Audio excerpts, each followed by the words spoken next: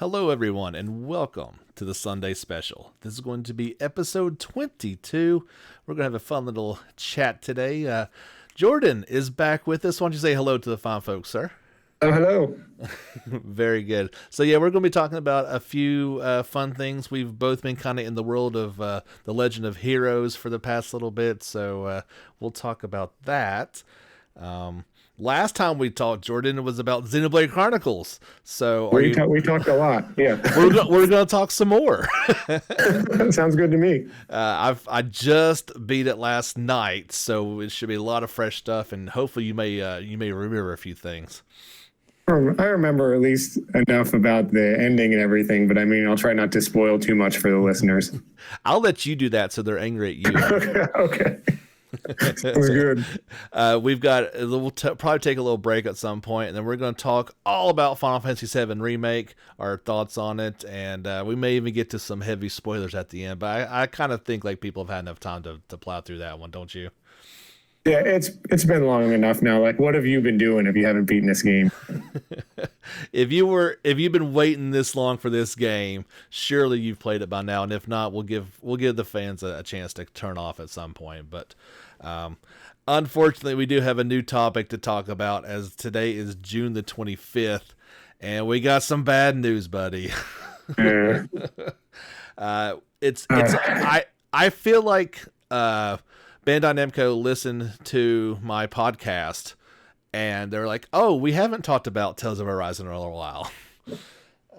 I mean, they heard you. They definitely heard you. Well, I wish they hadn't, because the only thing we know is it's been delayed out of 2020. Big bummer. Yeah, boo, no. Are you surprised? Yeah, I mean, I'm not surprised, especially as as you've talked about it in some of your episodes, and you're like, "There's been silence. We haven't heard anything." It just got me more and more worried. So I can't say, but I don't know. Whenever something like this happens, I try to look at it in a positive light. I've got 30 games in my backlog, so I'm like, okay, it'll give me more time to catch up on my backlog, I guess.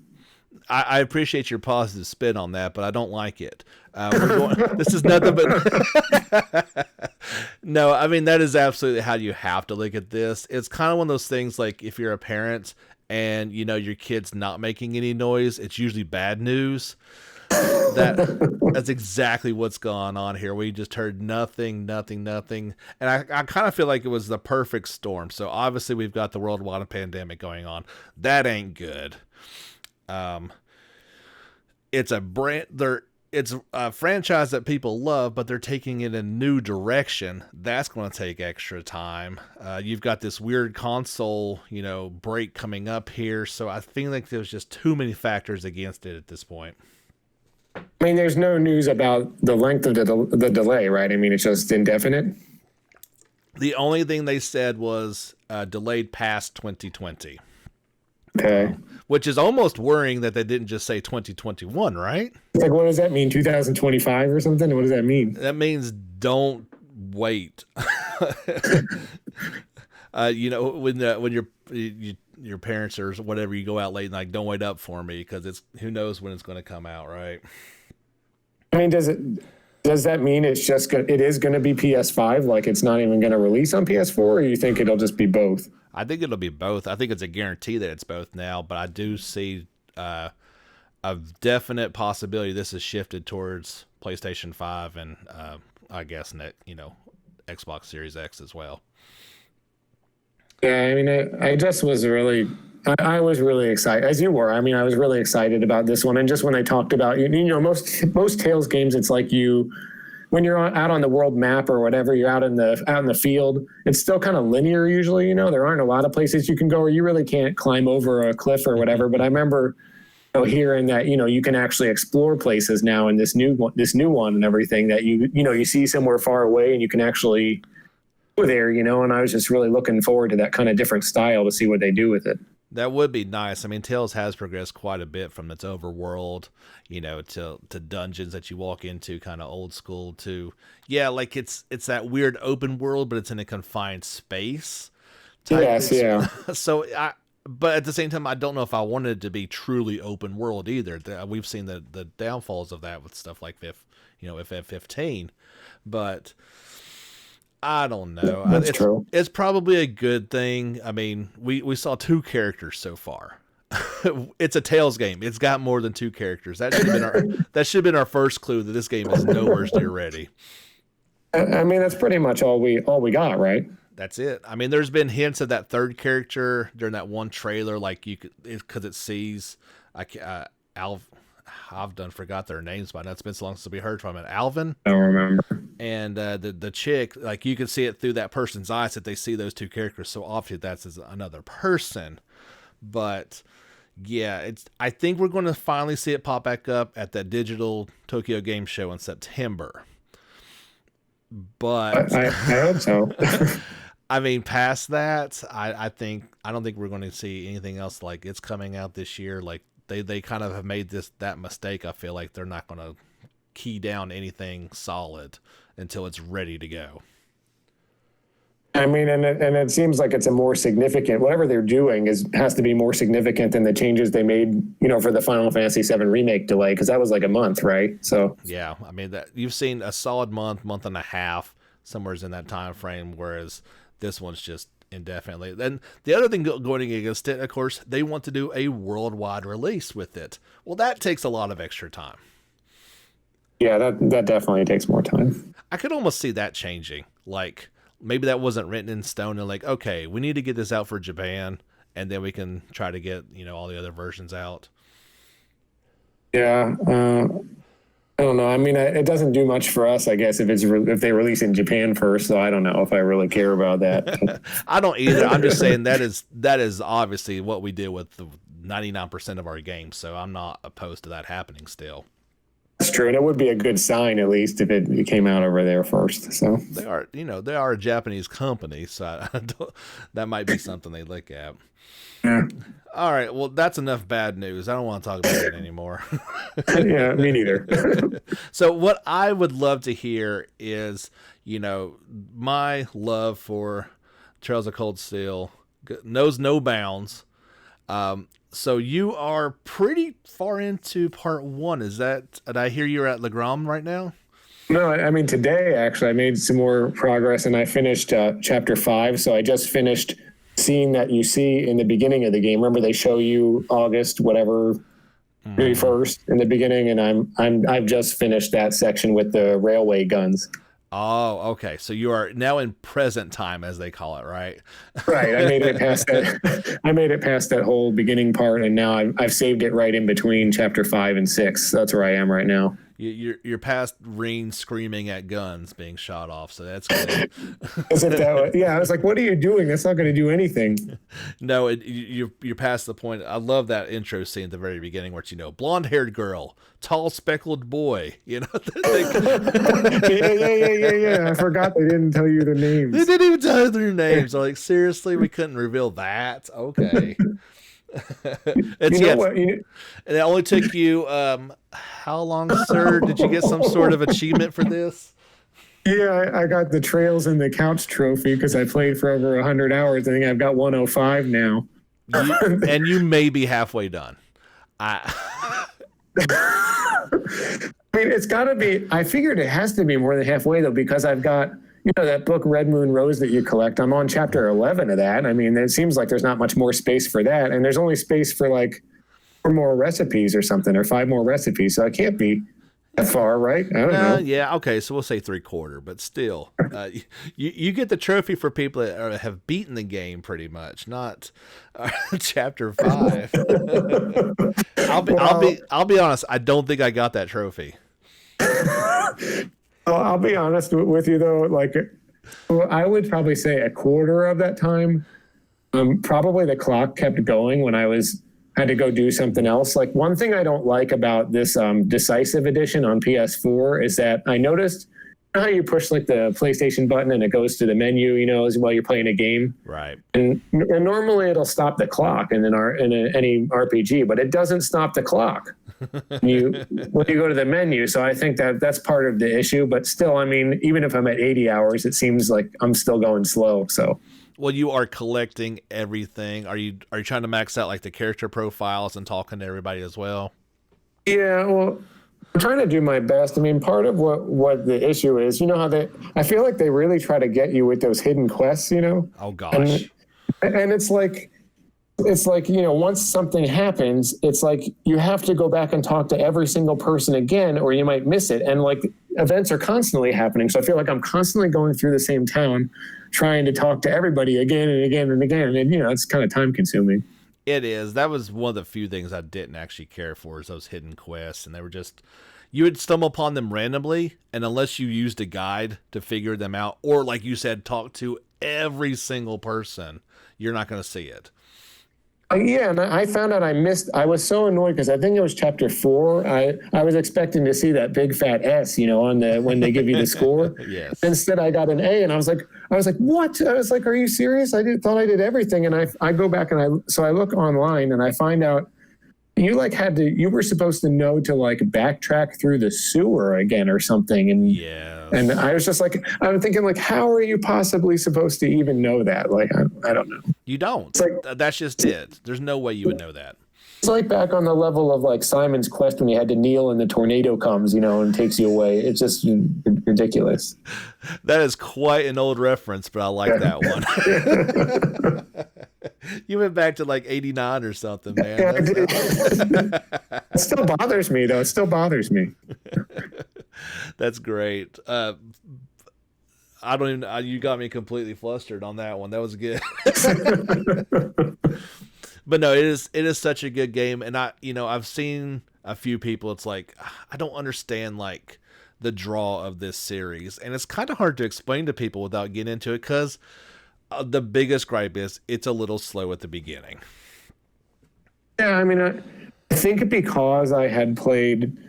I mean, granted, Sky is slow too. Like Sky has the same kind of feel, I guess. But because I had played that, I guess I already kind of knew that, and I knew that I enjoyed that. I mean, I think it just depends what kind of person you are. You know, you might just want the action, and maybe it's not as for you. But I mean, I really like getting to know all the characters. I love the world building happens, and they really, you know, the way they will build it so slowly. I feel like all of a sudden you look around and you're like really deep into it. You know, you really feel like you know all the characters. You even know all the NPCs in the towns and kind of even their personalities. It just really gets you into it, I think, like a lot more than a lot of other JRPGs, I think. Yeah, I've always enjoyed how you can kind of get lost in there, but it's also kind of relaxing. Even like the battle segments aren't that stressful. Oh, yeah. It's just one of the better examples of what a good JRPG would be. Obviously, there's the school stuff that's in there, but it's nothing as heavy as Persona. I mean, not even close. No, it's not quite like that. I mean, there are you get the similar feel with building in Steel. At least I do so far with the social, you know, building the links. But other than that, it's not as heavy as, you know, that was in Persona. No, it's not that day. Yes, it's a day calendar, but I feel like it's completely different in terms of the effect of it. Yeah, I think so too. It's not that similar. No. And you do have to, yeah, I mean, you have to make choices. You can't go and max out everybody's social links. You can only get like 2 or 3 opportunities on those free days. So, yeah, that's still always, you know, that always bothers me. I mean, I know they're trying to go back and encourage people to play it again, but it's like, and I don't have that. I just feel like I don't have that kind of time. You know, I feel like I got so many things in the backlog. I'm trying to get to other games. It's like I can't afford to go back and replay the game. You know. Absolutely. So I am, you know, obviously I'm a little bit further ahead in Cold Steel, but I do want to go back and play Trails in the Sky. That is my plan here very soon in order to get me ready. And I've heard no shortage of people say, hey, you really do need to play Sky before you play Cold Steel. Are you still agreeing with that, or are you more of, it's okay to play Cold Steel first? I mean, I can see how you would still enjoy Cold Steel no matter what, but I'm definitely getting a lot out of it. Like, I am very glad I played the Sky trilogy first. I mean, even just the reference to, like, you know, Phantom Thief, Phantom Thief B, and then they're referencing characters from Sky, you know, like, and then I start laughing, you know, because I just remember him and he's hysterical, you know, and just a lot of the references, I feel like giving me an additional kind of layer of joy, I guess, I feel like. Oh, I can completely agree with that. I mean, that's my first introduction to that character, and he is one of the best, like, bad guys. Like, he's just not a Yeah. very good bad guy. He's kind of likable in a bad sort of way too. But He yeah, is, yeah. I definitely had no clue the backstory to him, and I would have gotten a greater appreciation. I think my thing has always just been, you know, unless you have a Vita and can find the Sky games or digitally, that, and they're on Steam now, of course, as well. But if all you've got's a PlayStation 4, this you're going to have to start with Cold Steel. That's just there are some hindrances with it not being on the current system. Well, I mean, I'll be honest with you. I have that PlayStation TV, where you can access the the PSP and PS Vita games on the PlayStation Store, and you can download them. And when I started Trails in the Sky, honestly, I know it sounds terrible, but I didn't know what it was. I actually hadn't really heard about the Trails series, and I was like, this looks pretty awesome. And I read some things about it, and that's kind of how I got into it. So, Nice. just luck, I guess. Oh, I stumbled upon Cold Steel. I think it just randomly popped up on Amazon one day that it was Really? that it was coming out. Of course, this was back the original release, back on PS3. But I had no idea what Trails was. Never heard of it before at all. And just, I mean, obviously you see that and you're like, oh, this game looks really good. It looks right up my alley. I want to give it a shot. And now we're talking Cold Steel 4 in just a couple months. It's been a long time. Yeah, and I've got to figure out how to get there. I mean, I feel like I have a deadline now, so I've got to really get on it to get through these 3 games before then. So I think you're fine. I mean, you're obviously pretty close to the end of 1, and you've got 4 months until part 4. I think you're still better than you were before with trying to rush in order to play Remake. oh my god, I definitely didn't have as much time as I've had recently, so that helps. Oh yeah. Obviously, it's the summer, so you're out of your normal 9 to 5, so that's good. Yeah. What? So, what would you say are like some of the biggest differences between Sky and Cold Steel? Well, I mean, Sky, first of all, it takes place you hear a lot about Liberal, Liberal, the nation of Liberal, that's south of Erebonia. Uh-huh. I mean, so it takes place there. I would say, and it's more focused on the Bracer Guild, you're totally focused on becoming a higher ranking Bracer the whole time, and you're going around, you just receive quests from a board, mostly like a board in the Bracer Guild. Mm-hmm. And I would say another difference is kind of like do you remember the ordnance system pretty well? I mean, is it the same in Steel 3? They continue with that, the ordnance system? Oh yeah, it's obviously just built upon it where you have more, but that's about it. Yeah, well, I mean, in Sky, it's a lot more complicated. Oh. Not to deter you, but it's just your quartz. I don't know if this makes sense, but your quartz, they're all worth different amounts of the Sepith, Yeah. and then that unlocks various spells depending on the combination of Sepith that you have going. Like, so basically, the quartz amounts, like, kind of, they don't add up over your entire orbit. They only add up over each line. So you have to figure out, like, basically by having different amounts of Sepith in each line, you can unlock different spells that are more powerful. The more Sepith that you have, in that line. I see. Okay, so instead of Sepith just buying the different spells, it actually unlocks them by putting them in there. Yeah, and each spell has like a different. They have it. They have a guide within the game. Like it's kind of annoying because like it's hard to adjust your Sepith at the same time while you're trying to look at the guide. So I actually would just load up that screen that sort of guide on my computer, and then I would look at it to try to make sure I have the right amounts of Sepith to unlock the right spells. So I did feel like I spent a lot more time kind of figuring that out. And menu time, can sometimes not be fun, but I will say it is kind of rewarding when you figure out you unlocked a spell that wasn't listed in the guide. There's a few spells that are like a lot more powerful, and you're like, whoa, I didn't even know that. That's pretty awesome. You unlocked this huge, powerful spell. So that's pretty cool. That is pretty cool. Yeah, I mean, I played, the first Sky for about 2 hours before I got distracted with another. I think that's when Remake actually came out as well. But I definitely got the feeling like the systems are very different, in particular with the Orbit and the Quartz. Yeah. Because I found myself when I got into Cold Steel, like I was like, okay, I got to figure out how to unlock all these spells. And I was like, wait a minute, these lines hardly even mean anything. What is going on here? And the only thing I could figure out in Cold Steel that the lines only matter in that you can use them to like stack multiple like buffs, you know, kind of like. But that's pretty much what I could figure out from it. And I mean, it did make it a little relaxing in a way. I'm like, okay, now I'm not spending so much time in the menu, but I do miss a little bit being, you know, having the mystery of unlocking some really powerful spells, I guess. That's funny because I always kind of wonder, like, well, what are these lines even for? They don't really seem to do anything. You know, on typically when you have Normant with 4 lines, it just means you can't have 2 of the same kind. Right. The same line. But other than that, you really have the complete freedom to do whatever you want. And it's not going to make any effect.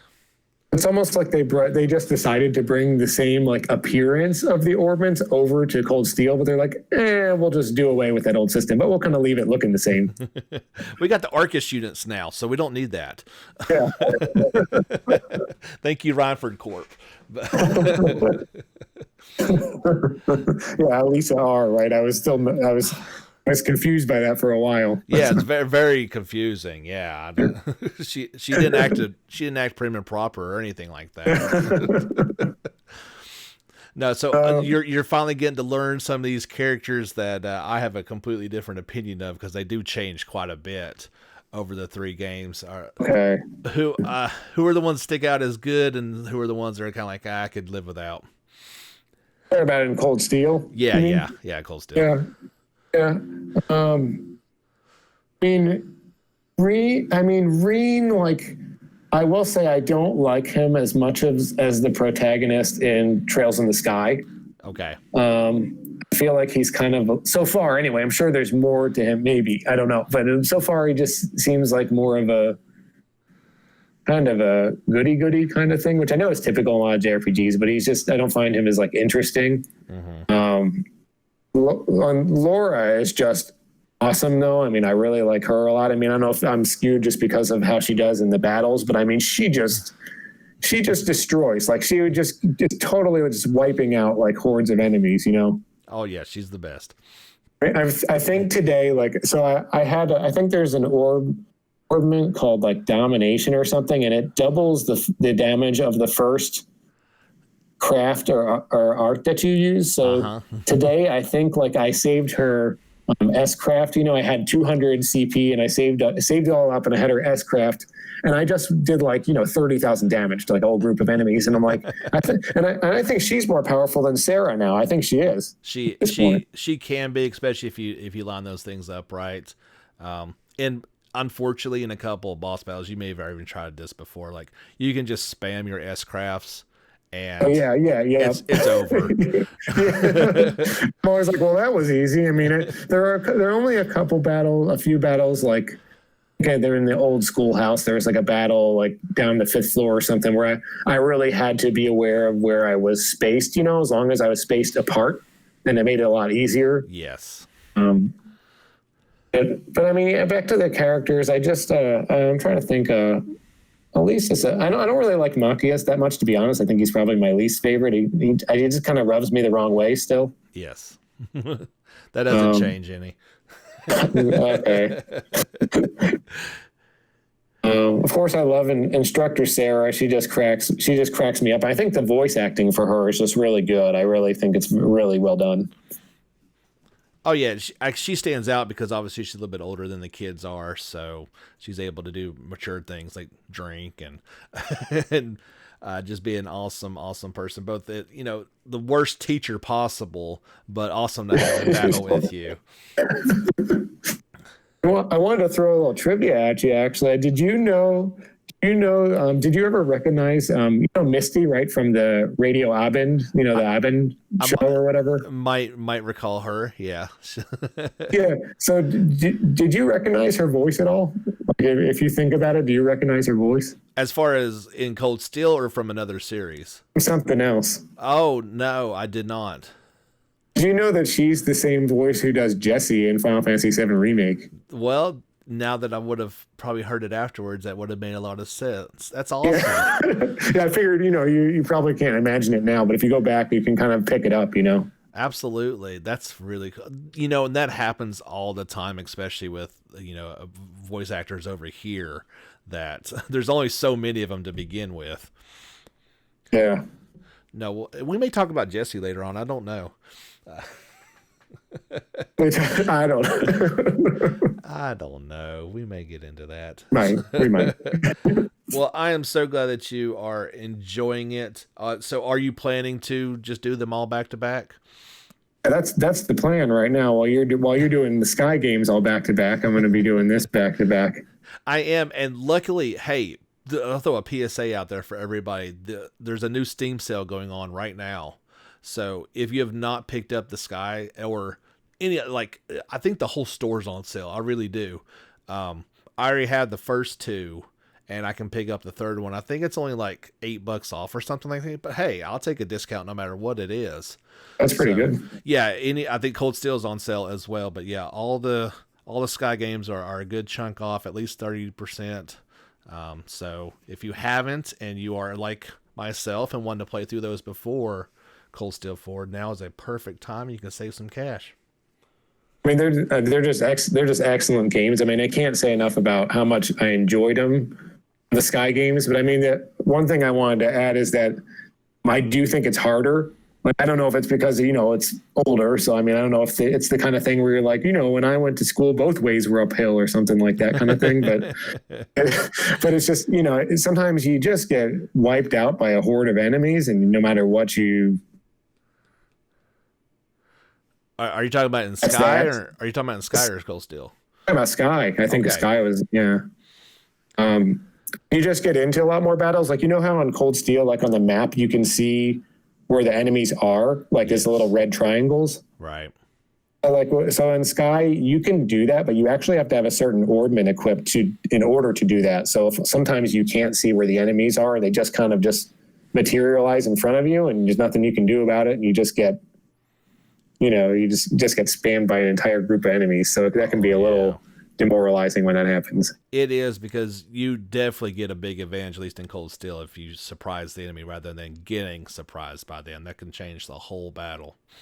Yeah, so that's not as easy to do in Sky. And then also, there's also no voice acting in the game, if that's fine with you. But there's a mod I think you can use, and I never did anything like that. But I mean, I know there's no voice acting in the original games. I'm completely fine with that. I mean, as you've seen in Cold Steel, it's only about half voice acted anyway. So yeah, what's with this? Yeah, it's like we're in the middle. I don't understand. It's like we're in the middle of a dialogue, and then it's like Reen of all people doesn't have a voice. I don't know. I'm not sure what the deal with that is, but I could handle the lack of everything because there's so much dialogue in these games. It's ridiculous. Yeah, that's true. I don't expect NPCs to talk or anything, but when your voice acting cuts out for your main character in the middle of a scene, that's a little weird. It is weird. It just sometimes that was just a little awkward. Absolutely. So I think that's a pretty good place to stop for our Trails conversation. That's if you don't care, let's take a quick break here, Jordan, and we'll be back, and we'll talk some Xenoblade and Final Fantasy VII Remake here on the JRPG Report. All right, everybody, we are back. I hope you've enjoyed our first half. We've got some more fun stuff to talk about here. We're going to touch lightly on Xenoblade Chronicles. Like I said, I just completed it last night, so I got a few things I want to chit-chat with Jordan about, and then we'll wrap up with some Final Fantasy VII Remake talk. We've waited long enough. We're going to spoil everything. Sure, yeah. So first, let's talk about Xenoblade. And my question to you, sir, is which is better, 1 or 2?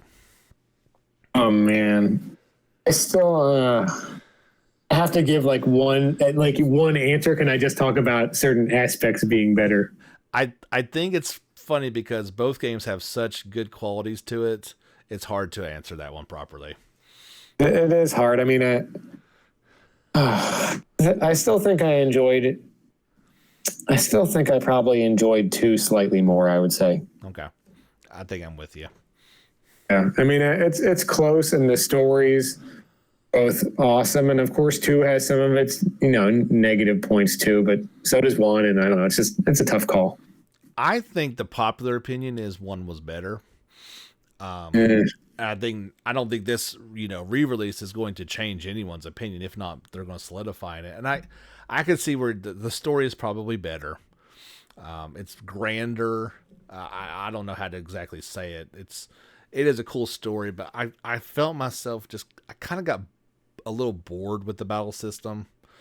Yeah, that's interesting that you talk about it, because that's what I was going to get into too. I was going to point to the battle systems. That's interesting you say that. Yeah, and I know part of that is because I used Shulk, Ryan, and Charlotte. That was my party, and that's what you're not supposed to do. In order to make it interesting, I think you're supposed to use the other characters, but I couldn't. I failed miserably when I tried. I'm with you though. I mean, it takes a lot for a game to get me to switch my go-to party. I'm always like that with games. I mean, unless they really make it seamless or something, or it makes it so it's. I don't know. I'm with you on that one. Yeah, I mean, I gotta have a healer, and so the argument against that in part 1 is you do so much damage so fast that you don't need one. Well, I just died. That didn't help me any. That was not working out well, so I just went back to I know I can keep alive if I can heal myself idea.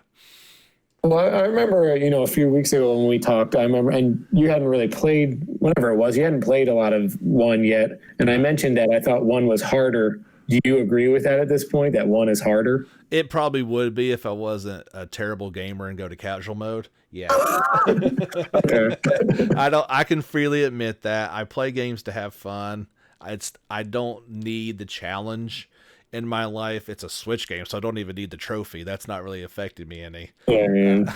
I wanted to play through this for the story and to know how I could connect it with part 2, not to say I beat this game on even regular mode. That doesn't affect me any, because I kind of felt like you needed to put in hours of leveling up in order to play it even on normal mode. So yeah, in that aspect, it is harder. I mean, like I was just telling you about before. I mean, like I had to, when I was playing it on the Wii, I didn't have that option. So I did do a lot of leveling up, and I still didn't get to where I needed to be at the end, and somehow managed to pull it out. But at the end, you can go on a couple missions and gain some massive amounts of experience, but that's only at the very, very end. Otherwise, each little thing gives you such little experience. It's really tough. I found that, I mean, it was a challenging game, I think, more than 2013 or whatever it was, 2012. It was still challenging at that point. I'm sure. I always found kind of funny that you get a lot more experience by finding landmarks than grinding enemies, and especially if you find the secret ones, right? Oh, they give you bukus. But yeah, I mean, it's like you end up finally, you were talking about, I think on one of your how a horde of enemies just comes and ends up wiping you out, kind of, and it's just like, but then if you defeat one of those hordes, it's like you don't get as much reward as for like finding a landmark or something. I think that's kind of ridiculous. Absolutely not. You are best off to run most of the time. Unfortunately, it's either you die and have to go back to that landmark you found last. Yeah. I don't know, but I mean, I enjoyed it. It was a lot of fun. Overall, I was a little disappointed, I think, because I built myself up so much. But you built it up well. Yeah. Yeah, I did. I did a good job. But I mean, it was an incredible story to experience, some really good characters and a nice party. I really thought like the character I was most interested in was Dunban, and his role as the former hero who now is in this party and is still kind of like quasi leader in a lot of ways. It was an interesting dynamic. He kind of was. I mean, and his friends he keeps around are interesting. Without spoiling too much, they're terrible. I mean, no matter what we say, we don't want to spoil. The game is 8 years old, so I and so I don't want to spoil too much, I guess. But yeah, bad Dunban. No. Bad Dunban. You said you didn't really, so you think that was your party as well? You didn't stray from that? Yeah, I don't think I did too much. I'm very unlikely to change my party unless, I don't know. So you give me a really good reason. That's who I was looking for, the attacker, the tank, and the healer. That's just happens to be the first three people that they give you. I mean, I think also in Xenoblade Chronicles 2, I ended up with my go-to eventually, pretty much is the same, Morag and Nia, and then Rex, that's just who I ended up with all the time. So yeah. Oh, see, but I figured out how to do it in 2 with not having Nia in the party. I couldn't do that with part 1. It just didn't work for me. Yeah, I see what you mean. Well, but Morag, you couldn't hurt her no matter what. She stayed at max health all the time. Well, she's gaining health when she's getting hit. It was just it made the battle so much easier, and I just found in 2 also just the in general, like the battle system, I just found pulling off those humongous amounts of damage. And once you understand the battle system and you're able to up all that, go in the correct order and your chain attacks with the correct elements and all that stuff. And once you pull off those full bursts and those awesome attacks, like I found that so much more fulfilling than what was going on in Xenoblade Chronicles 1. That added a lot for me. I completely agree. And me not playing it in order and then going back to where I even conferred with you, while we were on the break, was all you could do was just a chain attack, right? There wasn't some hidden super thing that I wasn't nailing. And you said that was it, right? I think so. Maybe our other listeners can chime in and they remember something different, but I don't remember being able to do anything more. I don't think so. I definitely recall seeing a random 1-minute video or something and them hitting, 12 to 15 chain attacks back to back, and nothing ever happened past that. So I don't think there's any more ultimate thing. No. Of course, it gets faster and faster every time to try to keep it going. And I don't know, but I was able to get through it. It was a fun game. I would definitely recommend it to any Switch owner. That goes without saying. You're gonna have a fun time. I still was constantly befuddled by the areas that looked gorgeous and the areas that looked like they hadn't been touched. It was weird. It really was. I've heard a lot of people, obviously, I haven't played the definitive edition yet, but I've just heard that from a lot of people. And that Satori Marsh back on the Wii, I thought it looked pretty good then, but I'm sure, I heard it looks great now. That was my first moment, I'll tell you, because you're like, man, you're working really hard on that. Harsh on the game. And when I got to nighttime at Satori Marsh, that was when I was like, whoa. That's gorgeous. They nailed that, but like you said, they did well back in the original as well. And I'm sure it's not as good. To be honest with you, the overall feel on the Wii, you can imagine. I felt like I was just I was like swimming in a sea of cream of wheat or something, just like a bunch of grain, and it didn't. Just everything seemed just kind of unclear, But some places did still look pretty cool, but overall, it's kind of like a blurry game. Yeah. I think a lot of that is the contrast from the grays and browns from the settlements that the humans will make, and then you get into the organic stuff from the Bionis, and that contrast they did a good job in that aspect, but I think it's just quite stark. The thing that was the coolest by far is when you can see the giants in the background. That scale that you get was really cool. I always thought that was always cool. I don't know how they did that, to be quite honest. I don't think I had seen something, at least from my memory, I don't think I'd seen something quite like that when I first played the game. There's no other game that I was like, oh, it's like this other game. I think that was pretty unique. The only aspect of it that was similar, but obviously it was just one at a time, was Shadow of the Colossus in my mind, where you're, climbing these giant things, but as you're climbing one of these, you can see the other giant one in the background, and you get this crazy sense of scale that I've not really seen in too many other games. I think, I think that the look is pretty awesome. And I also think when you fall, I don't know if you ever get this feeling, but when you, sometimes when you jump off somewhere really high, either in Xenoblade Chronicles 1 or 2, I feel like really get the sense that you're actually falling. Like I feel like I could feel my stomach drop a little bit, like as if I was on the Tower of Terror at Disney or something. Like I feel like I felt that, you know. You get to the edge and you hesitate because it's so high, and you get that sense. Yeah, absolutely. And there's I play like Grand Theft Auto, those type of games where you're jumping off of a tall building. It's that same thing. Very few games can properly nail that. I will admit I actually haven't played a Grand Theft Auto game before. Oh wow. Isn't that weird? Because that's JRPG report confession time. Yeah. We're gonna have to change you on that. Those are fun. Those are fun games. You'll there's a lot to be had there. There's tons. That's the funny thing. There's tons of RPG elements in those games. It's kind of cool. Are there? Oh, cool. Oh yeah, there's building, definitely. But we don't talk about those things here. So I think we've talked about. Are you going to pick this one up eventually?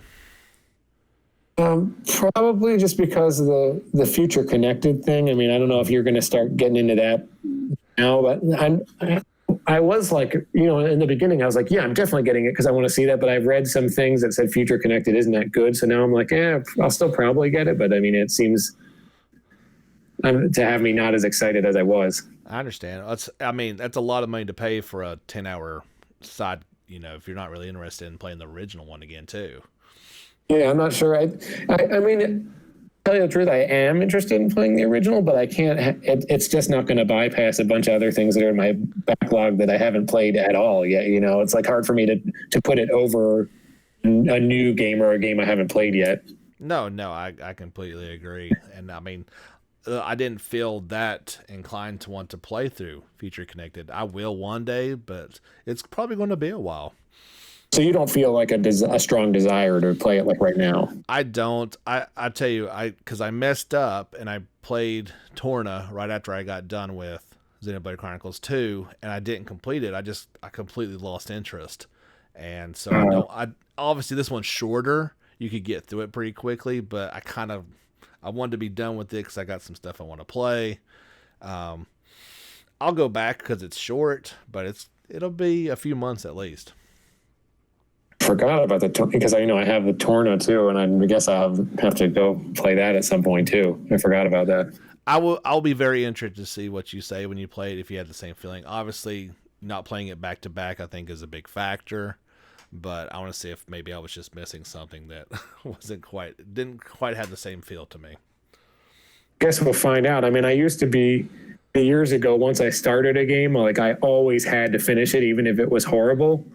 But now I find, if I try to be aware, when I'm not enjoying one of these games, I'm like, what, I got other things to do. I think my first experience with that was actually Final Fantasy 13-2. Right. I just was playing. I was just like, what am I doing? I'm doing chores here. I'm doing chores. I got a lot of chores to do at home. I don't want to do chores when I'm playing a game. I don't know when you come to that realization in your life, but because I'm the same way. I would play it through even if I didn't like it, but time is precious and you don't want to spend doing something you don't enjoy. No, and that's when I realized that. It was the first time I got up. I was like, what? I don't know. I don't have to play this anymore. And I got up and I took it out on my PS3, and that was it. Or PS2, whatever it was. I don't remember what it was on now. Was it PS3? It was, yeah. Because the god awful 13 was before. That's right. Yeah. I like that. It tried to be enjoyable. It just wasn't.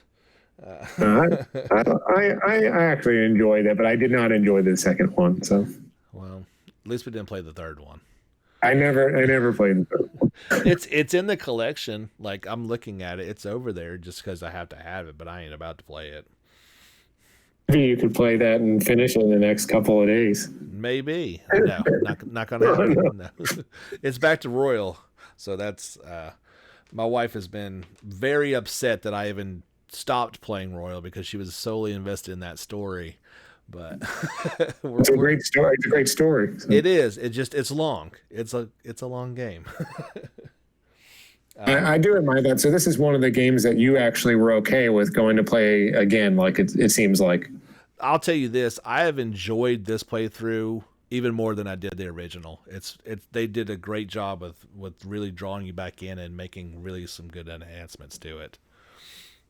That's really good to know. I mean, I'm glad I did pick it up, right away pretty much. So, I mean, that's good to know I didn't waste my money if that's the case. Absolutely not. We'll speak on that later. If you did waste your money or not, we'll preview that in another episode, I believe. All right. Let's talk about that small little game that came out. I don't know if you remembered or not. It's been so long. Final Fantasy VII Remake. And so, yeah, it was way back there when the world was insane. Oh wait, it's still insane. Nothing's changed there. But let's talk first some general stuff, and then we'll get into the heavier thing. The big question is, did it live up to the hype? It did. It did, definitely, more than even I thought it would. Yeah, definitely. I think it exceeded it, actually. I agree. I think they nailed absolutely every aspect of it. I still would have preferred a straight up turn-based remake. However, what they did was one of the best action RPG battle systems ever invented.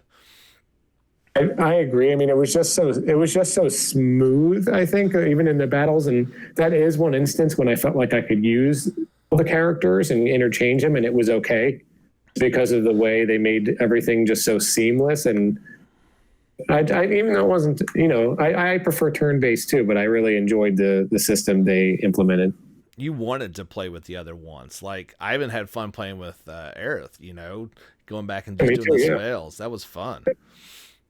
Well, it was fun. I mean, and even, I remember playing the original, of course, back, I think, when I was in high school, and they really made the characters seem like how I imagined that they would be, then, like, because, RPGs, especially back then, I mean, they left a lot to your imagination. You kind of imagine their personalities, based on the little bit of dialogue that you have. And they just really brought my imagination from high school, I think, to life. I really felt like it was, these are how the characters were supposed to be that I always imagined to be. Yeah, they fleshed everybody out, and then to the point of it's all spoken. That was one of my most impressive things. Not only visuals, but every line from every person was all spoken. It was incredible. And all the NPCs, everything. It was crazy. Yeah, it's you kind of just like, oh wait, this person's talking to me. And then they talk, when you're out in the street, you hear all the rumblings, and people are the cities are so alive.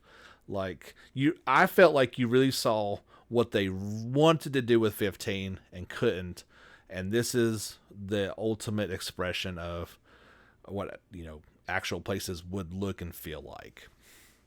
I mean, and in the slums too. The slums has really come to life, I think, a lot. I mean, you can see the people are also, they might not, they don't have, the conditions aren't great there, but I feel like there's so much substance to every single person, and they all seem to find joy in whatever they're doing in their lives. And I thought that was pretty cool.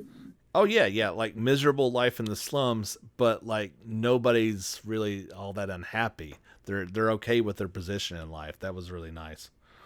It was really like the lighting too. I don't know if you noticed, it was often like kind of bright lighting kind of in the slums. But I mean, when you get up on top of the plate, like you were really only there pretty much when it was dark. Yeah. Unless you're much later in the game, and they really like portrayed as this kind of dark and kind of cold place, but the slums are this kind of bright place, Yeah, I did notice that dynamic. I guess in the very beginning, you see what it's like on top in that opening cutscene.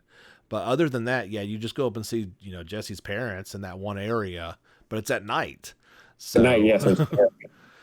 Yeah, definitely the slum, especially like Sector 6, at her house with all the flowers and the waterfall, and like, it was so bright and cheery. It's like, wait, I'm supposed to feel bad for this? It was unbelievable. When I saw her Aerith, house for the first time, I thought it was unbelievable how they did that. I mean, it was just the most like beautiful place. Yeah, absolutely. They nailed almost. I can't think of anything they didn't nail in terms of locations and doing a great job. I can't really think of any. It's hard for me to think of anything, visually or location wise that upset me or made me kind of annoyed. So I mean, I just really enjoyed the appearance of every single location. You loved all the side quests too, right? I mean, and I felt like the side quests, of course, they actually, yeah, and they actually felt like they were related more to the game, unlike some other games. You know, they felt like you were, for the most part, doing something useful. Mm-hmm. Yeah, I mean, he was building up as a mercenary, so of course he's going to go do all these side quests. It made sense, like eliminating monsters that are threatening a place. Okay, that seems about right. Like our Xenoblade, right? I mean, go out and fetch me this big petal flower that's 80 miles away. Let me go and do that. Oh, you've got another quest for me, sir. Oh, you've got another quest, and they're all dumb as the one before it. But we do them anyway. And of course, yeah. Like, so, and they were just for money, but that, yeah, at least with this one, not only did you get the experience that was valuable from the fights themselves, but you'd always get a bump, at the end. So it was well worth your time and trouble. Did you make Tifa to be the most powerful person in the party? I did. I mean, I thought she was. I think it was a byproduct too. Like, I just thought she was so much fun to fight with. I mean, I thought there was overall. I felt like I was playing Rage 2 or something in the middle of a Final Fantasy game, which I really enjoyed. So I thought she was awesome, and I was focused on making her pretty powerful. I just think it worked out that way with her equipment and everything that you were able to do. The more you put into it, experience-wise, the AP, you just build up her strength pretty naturally. It's where her attack was the highest out of all of them. It was kind of wild that she was stronger than Cloud.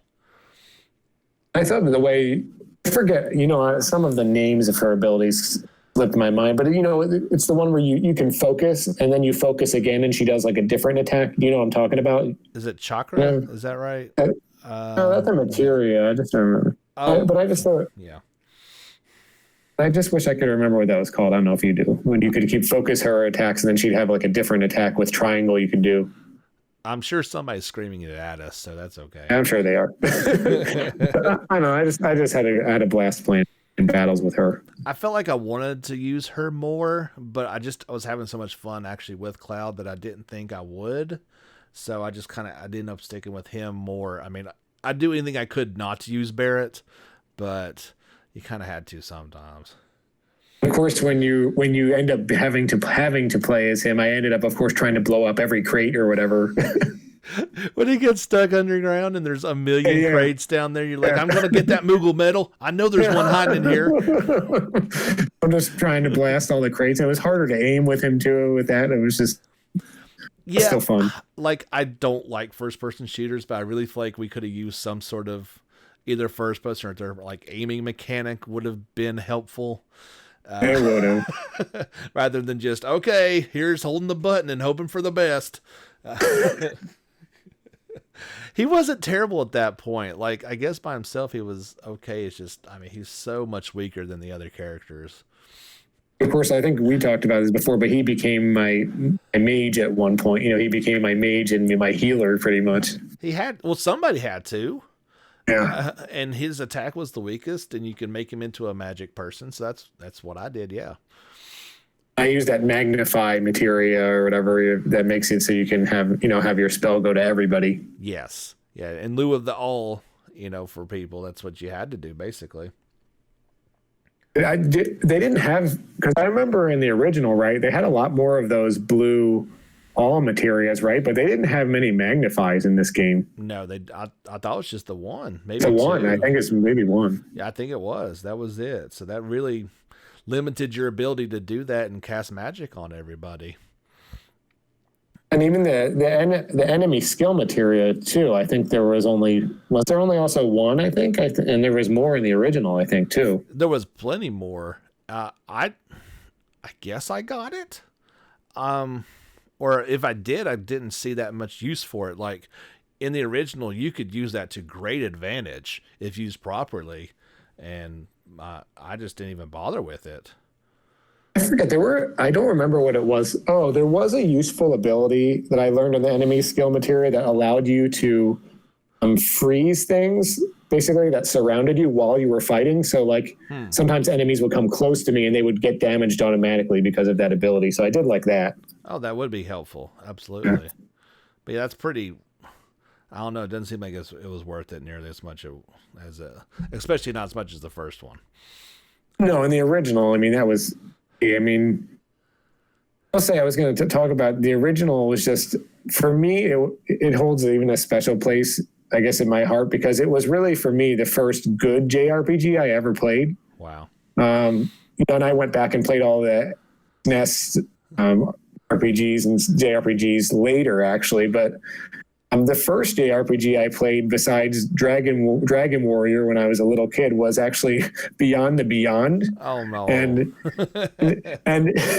I didn't know any better, I was like, and I actually rented it over and over again before I bought it because I just wanted to beat it. But I mean, they were pretty annoying, but I just kind of got into it. And then when Final Fantasy VII came out, and I played it, I bought it and I played it and I was like, this is incredible. It's like, I can't believe I was playing that piece of crap game. I mean, that game that made me realize how awful Beyond the Beyond really is. Just horrible.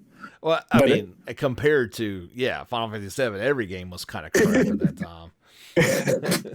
But I just, just how attached I got to the characters, I mean, and everything and the music. And I just remembered everything about it. And it just kind of held a special place for me. So when this was remade, I mean, not that everyone else wasn't excited, but I was just super excited. Speaking of the music, oh my goodness. This is one of the best, if not the best, musical performances. They nailed every bit of it. I loved it. And I loved how they found so many different ways to rearrange the themes too. If you notice, they could kind of pick out the Eris theme and so many different things, and even at like the vending machines, you get these little, or you get these little jazz kind of 40s versions of the songs, and just a lot of the music was just incredible. I could have lived without a couple of the Chocobo songs, but other than that, did that one side quest where you had to pick the 3 songs? Did you have trouble with that one for the people that were needing motivation or whatever? Or where you have to go, like, there's that little, like, in the wall market. Is that what you're talking about? Yeah. What's her name? Marlene is trying to cheer everybody up. Yeah. It was. Yeah, I had a little. I don't remember why, but I did have a little trouble with that. I had so much trouble. I'd keep on trying to pick ones. I was like, oh yeah, surely they'll like this one. But I guess it was ones you actually had to get in Walmart. I had to go get them. Yeah, you actually had to go find them at that time. Otherwise, you couldn't just play songs you already had. Oh well, that's what I tried. I was going down, 25 songs or something, and trying to find one that they would like. It didn't work out very well. No. If I were there, I would have told you just to keep trying more songs. I wouldn't have told you that you needed to go around Walmart. I appreciate that, friend. I'm always looking out for you. Speaking of Walmart, how did that turn out for you in terms of the girls and the dresses, and who did the Dawn pick in your game? Well, the Don ended up picking Cloud, actually. Okay, yeah, me too, yeah. But the whole wall market area was just so much. I couldn't believe the level of detail and how big they made it seem. And then with the whole, everyone was looking forward to seeing how that, cross-dressing, whole thing played out. So I thought it was interesting with they kind of inserted like a rhythm game in there, which I thought, I actually like rhythm games. I know you're not a fan, but I enjoyed that part. I thought that was pretty I enjoyed that. I thought it was pretty cool. Like, I really liked that Persona 4 dancing all night and all that. I like all that stuff. So, I mean, I did enjoy that. They put that in there just for you, buddy.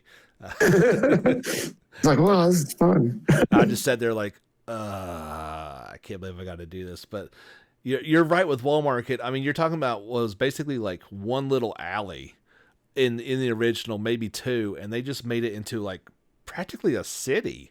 It was what? and so much going on. I got lost more times than I can remember in that little part.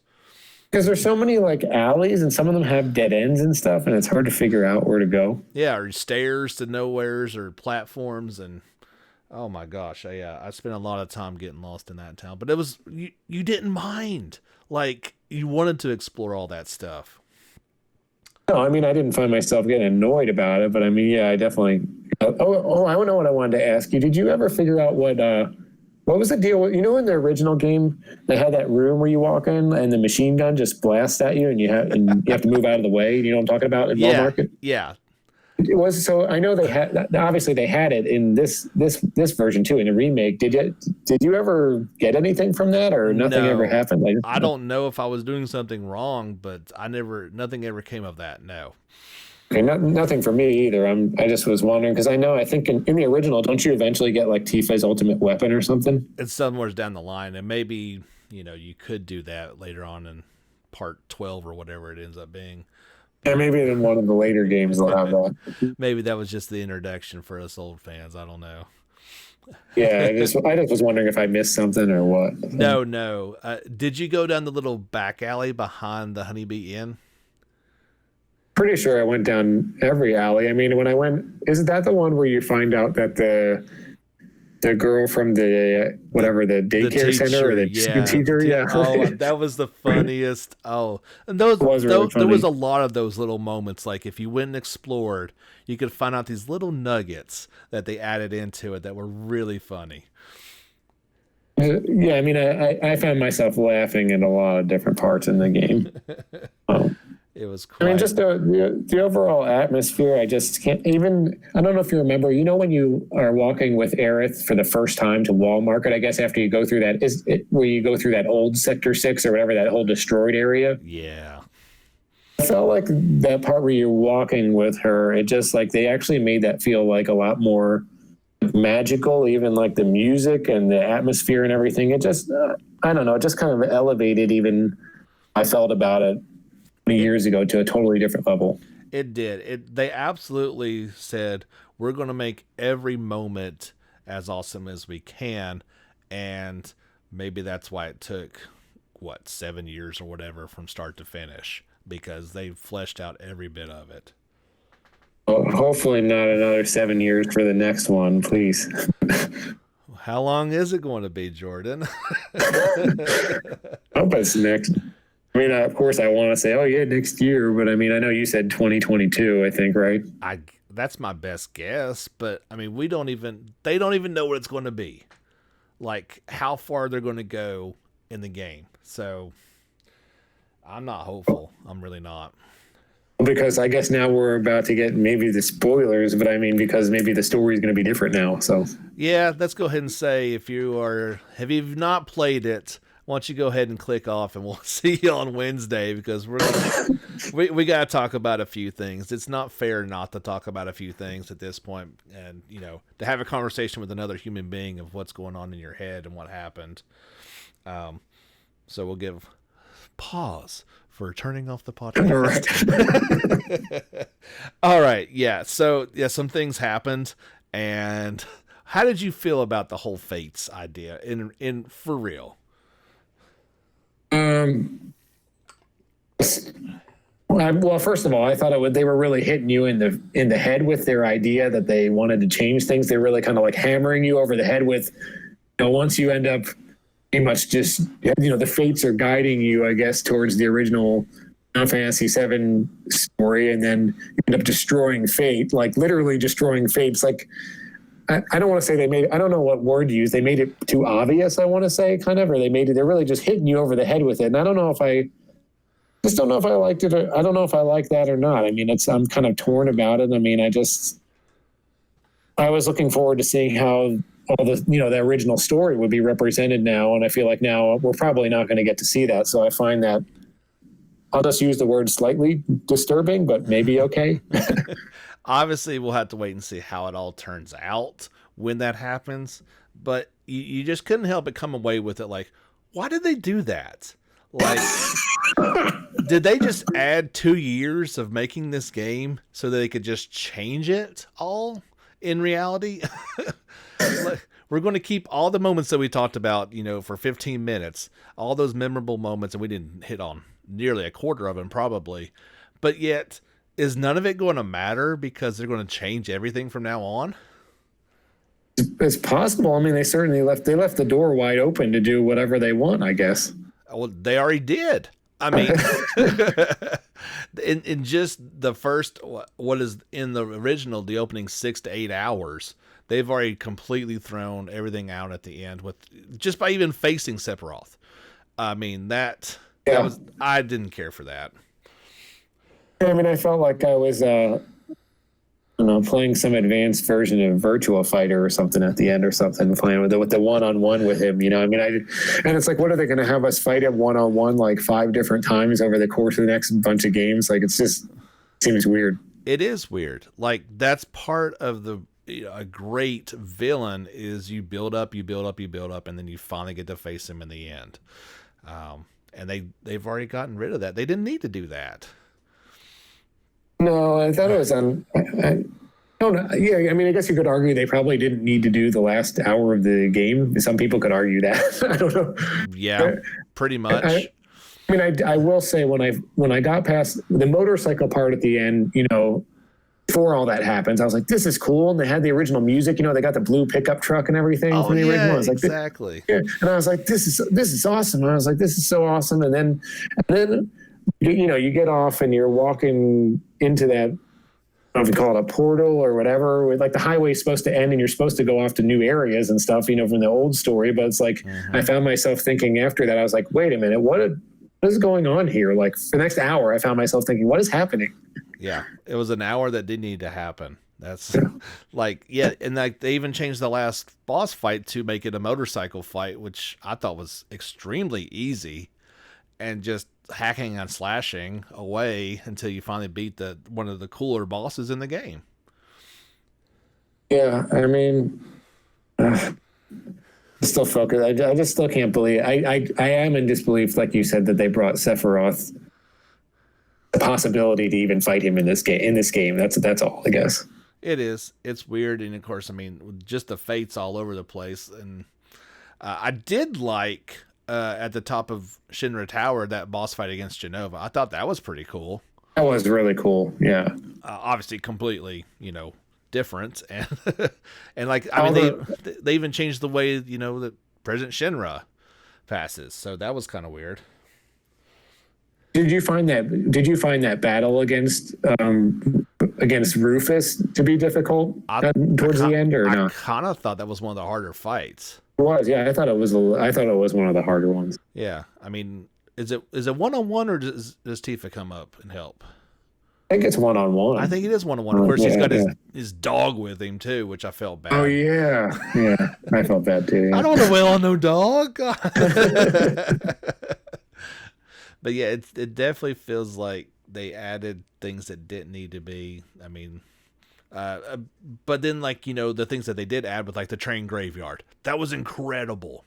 It was so cool. I mean, and just even the appearance of the ghosts in there even was cool. It was. I like it. It's so weird because you feel like we talked about it's such a great game, and then all the little things that they added really just detracts from your overall opinion of it. I mean, it certainly didn't add to it. I'll say that. No. Yeah. I think they took the word remake a little too literally.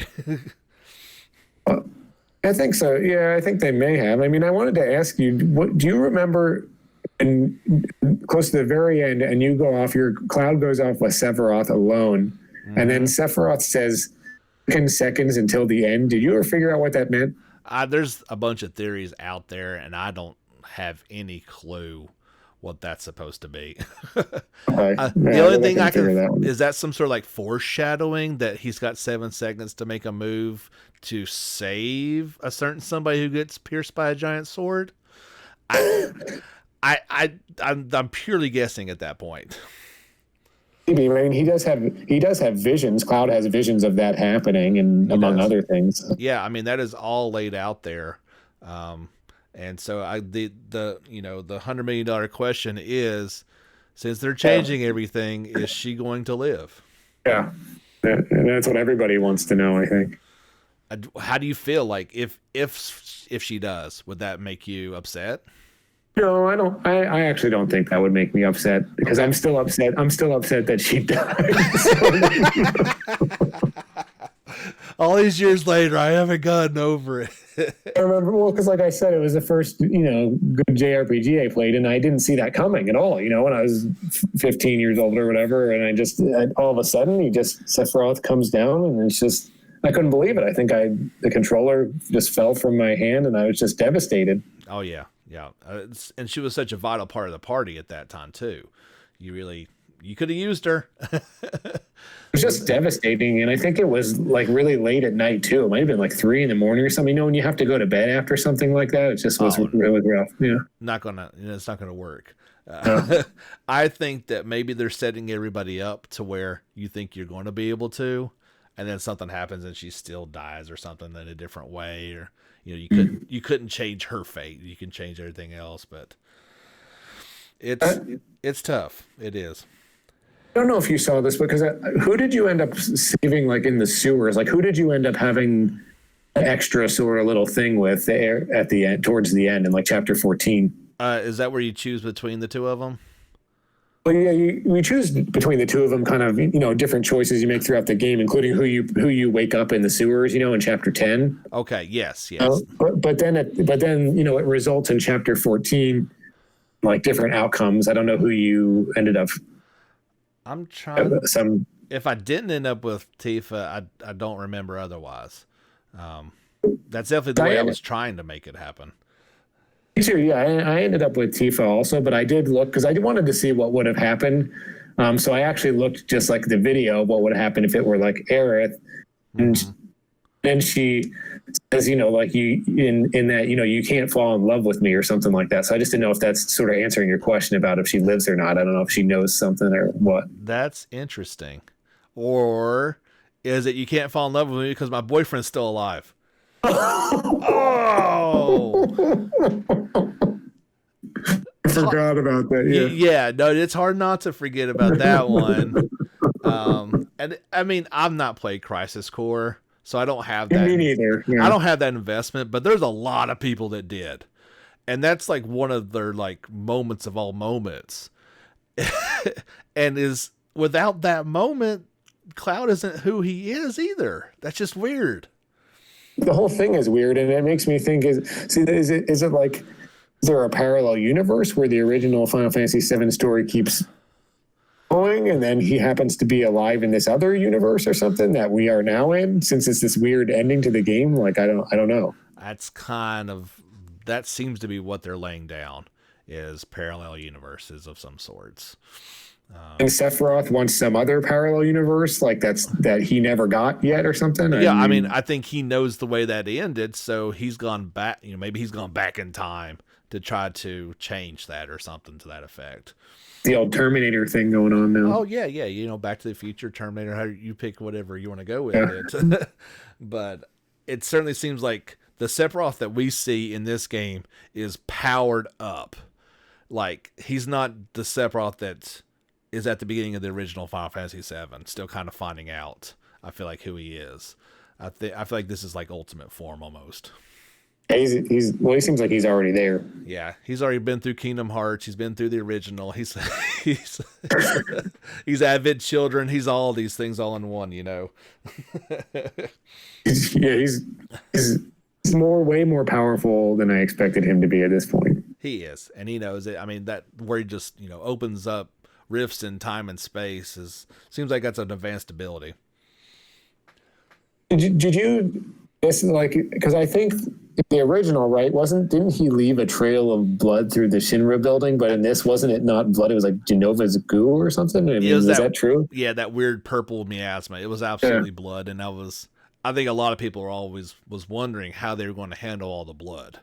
And of course, you lead up to the sword through the president there on his desk, all the blood everywhere, and so none of that happened. Yeah, I was surprised about that. I was too, and I mean, it wasn't mature, was it? It was it was teen. So. Oh yeah, I don't remember. Yeah, so I don't know why that would have made it more mature. I mean, the language didn't make it mature, so why would some blood make it mature?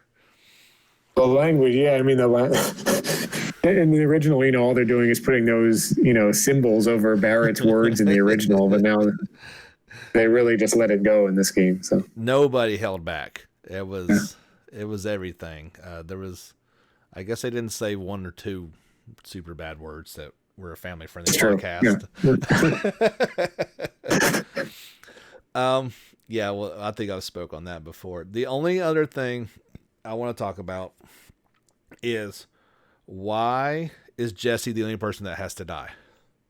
I know, yeah. Well, I mean, and I remember, I think we were talking. You said maybe she'll turn up at the gold saucer later or something like that in the other game. Well, they didn't show anything though. It's like, how did Biggs and Wedge survive? That's just dumb.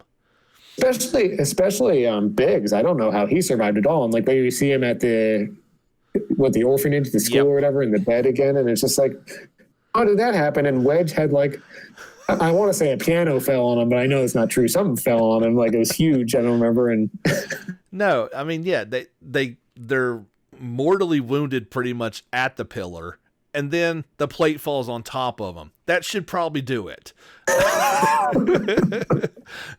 But no, only Jesse is the one that has been presumed to be dead. Yeah, that bothered me too. I was very surprised at the end of, based on the fact they're showing Biggs and Wedge, that we didn't see anything about Jesse. So. It's just odd. Like, I feel like it should be all or nothing at best, but it doesn't make it any more right. What? They died. It's okay. Like, that's part of their motivation for doing what they did, was kind of to, avenge them. They put so much oomph into these characters, and you love them. Like, it would have been okay for them to die. We know they were supposed to. Yeah, but one thing is, I really think you might end up being right. I really think like she's going to somehow turn up at the gold saucer. Like I know you like kind of joke about it, but I really think you might be right. She shows up just to complicate things further romantically, right? Of course, yeah. I mean, she already complicated. She was trying actively to complicate things. I guess so. Did you say you got the kiss at the end of the first motorcycle? I did, yeah. Oh, well, congratulations, sir. Way to go. I guess I was not sufficient enough in murdering motorcycle thugs as you were. I don't know. I don't think you're really missing out too much. So I think you're all right. Okay. It didn't hurt my feelings any, no. She didn't want to parachute down with me, so that's fine. Be that way. She went down with Biggs or whatever instead, right? I was guessing that was a weight distribution thing. I don't know. I don't know. That was such a good mission, though. I did enjoy that one. That was really, I mean, I'd say just about every mission was pretty cool. It really was. Even, you're going to go down in the sewers in any JRPG.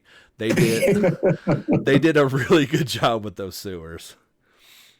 And it was more interesting. Even like the appearance of them was more interesting. Like sewers are so easy to make really bland, I think, in a game. So I found myself not feeling that way as much game.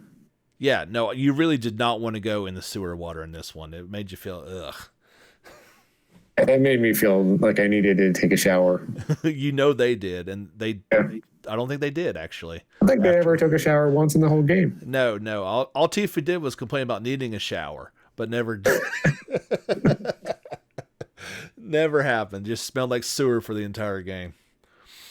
It was just worse and worse through the whole game. That's really all I got, unless there's anything else on your plate. I mean, what are you looking forward to most in the next game, you think? What would you look forward to the most? I guess just actually being able to explore. I'm curious how they're going to do. Of course, the previous one had an overworld that you basically move from point to point, and with the random battles spewing in. So I'm wondering what their take is going to be on that. If it's going to be straight up open world and you've actually got to run and fight enemies along the way, as you go. As you go to Parm into that first cave and the marshes and all that stuff. It's going to be interesting to see how they even handle that concept. Oh yeah, I forgot the marshes and that giant snake that lives there. Yep. I mean, is the snake going to be up on a spike that Sephiroth has already went through there? I mean, all of this is completely up.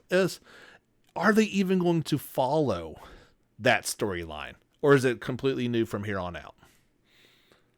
I don't know, but they at least have to keep some of these places. I mean, they can't just like, they have to have the gold saucer eventually. They have to have Junon. They have to have Cosmo Canyon, the city of the ancients. They have to. They can't abandon at least the places. The only thing I'm worried about is how long that's going to take. Like, if you do every city and every location that's in the original game, you're going to be breaking this game up into what I would get 4 parts. Conservatively thinking.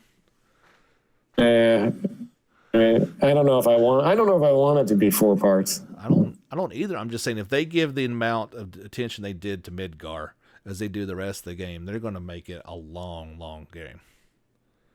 Yeah, I mean, I guess it's almost like they have to figure out how to like condense the entire world or something now. It is, and that's also what I'm worried about, is they wrote this alternate line so they didn't have to do all those things. I mean, gold saucer at least has to be one place they have to have. I just think that at least, just even if it's nowhere else, they have to have that. I think that's mandatory. Obviously, there's a lot that goes on there, story-wise as well. But yeah, I can see them skipping over, a few things like that tower that you find Phoenix at and stuff like that. Oh yeah. I mean, like Juneau Harbor and what's the seaside town? Like, you got to go there, right? Costa, whatever. I know what you're talking about. Yeah. I mean, all those places that we went to and loved in the first one. But yeah, I mean, Costa del Sol. That's what it is. Costa del Sol. That's it. You've got to go there. I mean, yeah, Cosmo Canyon, obviously, that goes without saying. Have to go there, yeah. Yeah, well, I mean, that's where you basically explain what the whole story is. But how did you feel about not being able to play Nanakai? Red 13? Yeah. Yeah, I forgot about his real name, but his tribal name or whatever. I mean, I wasn't I think it's just because I didn't have the expectation I was going to be playing him. So, I mean, okay. I already thought it was pretty cool he was even in the game. I mean, I know he is in the story at that point, but I thought he was he was more involved even than I just thought he would be. So I wasn't disappointed, I don't think. I wonder if he's never going to be able to be playable. No, I mean, I feel like that's something they have to add. I mean, he becomes, especially when you get to Cosmo Canyon, I mean, I feel like it wouldn't make sense not to be able to play him after that, at least. That's true. It's just going to be very interesting because he would play completely differently than anybody else. Which would be awesome, or which could be awesome. It could be. Like, I can see the part 2 going for so long that you don't even get your full party yet.